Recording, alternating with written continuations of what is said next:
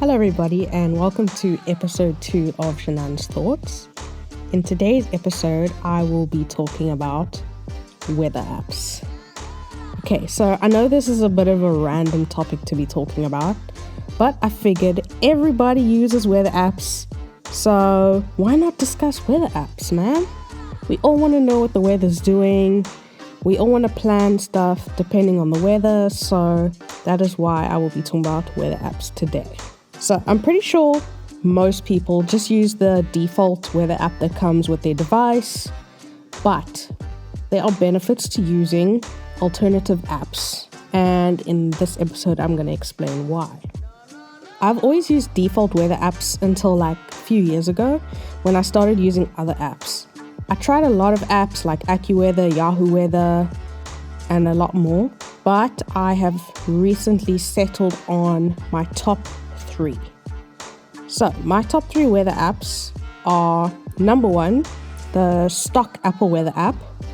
I obviously use this weather app because it just comes on your iPhone and it's there. It's easy to use, it's preloaded, like it's just the easy option.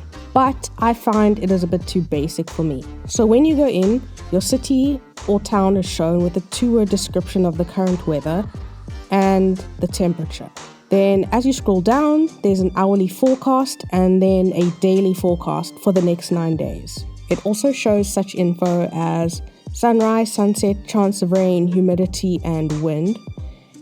But as much as it shows, I still find it too basic for like everyday use. Like on its own, it's not really for me. So that is why I use the second app, which is called Windy. So I like using Windy because I live in a very windy area and we often have gale-forced winds and like just all around windy weather. So I love using Windy because I want to see what the wind's going to be doing, and depending on the wind, you kind of plan your activities around that. The reason I love Windy is because like it gives us detailed forecast on the wind as well as the weather and other things as well.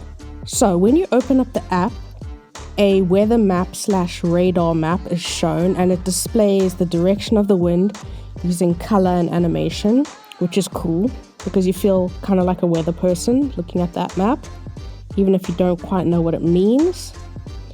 Then at the top of the screen, it has your area, the temperature, and a quick view of the weather for the next 4 days. Then you click on that banner and it shows you a more detailed forecast. And that forecast shows you a 3-hour forecast like for the next few days. And that forecast shows you temperature, rain, wind gusts, and wind direction, which I love because that is all of the information I need to know about the wind. I love this feature as I can see how the wind, rain, and temperature are going to be throughout the day in detail. If you subscribe to Windy Premium, you can get an hourly forecast, but I don't need that much, so I am happy with the free 3-hour forecast. Windy also has more detailed map displays if you're into that stuff, and also displays things like the waves and like all kinds of other fancy stuff that I don't use. So Windy is great for all of that stuff, and that is why it is my second weather app of choice. Okay, on to number 3, Overdrop. So Overdrop is a more recent addition to my collection of weather apps. And I like it because when you open Overdrop, you are greeted by like stunning animations. Like it really looks good. And then those animations change depending on your current weather, which I think is so cool. So at the top of the screen, you have the temperature and then your city or town and a short forecast. And then below that, there's a weather now section, which displays your current temperature, what it feels like outside, precipitation, and wind speed. I like this app because it quickly shows you your current weather in a really easily digestible way. Then there is an hourly forecast section which has 3 icons, one for temperature, one for wind, and one for rain. Within those individual tabs, you can see an hourly forecast for each thing. So you click on the temperature one to see the hourly forecast for the temperature, and so on and so forth. Then there's a weather radar, which is sort of pretty much the same thing as the weather map slash radar that Windy also displays. One thing I also like about Overdrop is the fact that it's powered by Dark Sky. Dark Sky is a super popular weather app that was on Android and Apple, and it was super popular because of its design and its really great weather forecast. Apple recently acquired Dark Sky, and so it's no longer available on Android, and it seems as though they are integrating it into the Apple Weather app in iOS 14, which is a great addition for iOS users, and I'm honestly really looking forward to that. So to end off the podcast, I have a few weather apps to recommend you, and those are Carrot Weather, One Weather, AccuWeather, Today Weather, Appy Weather, and FlowX.